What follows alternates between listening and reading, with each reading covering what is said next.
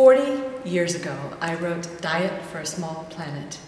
I knew then that the cause of hunger is not scarcity of food. There was enough then, there is more than enough now. 40% more food per person than there was when I wrote that book. And we have seen increases in production, now the introduction of genetically modified organisms, and yet the number of hungry people remains virtually the same. And so I realized that this World Food Prize 2013 that is honoring the biotechnology industry, even a key leader at Monsanto, which is the primary giant of GMO seeds in the world, that it betrays the very mandate of the World Food Prize, which is all about focusing on the importance of nutritious food and food for all.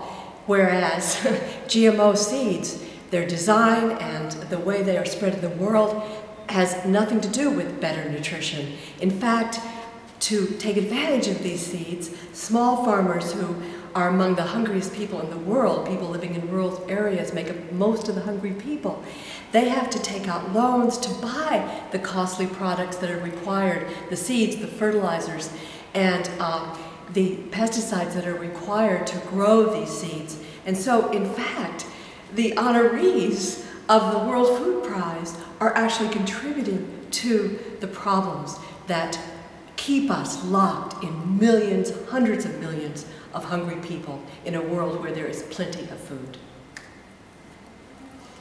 And the GMO giants, the Monsantos, the Syngentas, the PGS, plant genetic systems, have created the strategy of using GMOs to claim patents on seed. That's the only reason they're doing genetic engineering, because the evidence is so clear. GMOs have not increased production, there's a failure to yield.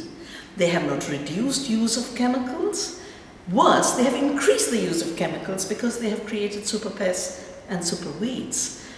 Navdania's report, The GMO Emperor Has No Clothes, has the global evidence that it's a failed technology.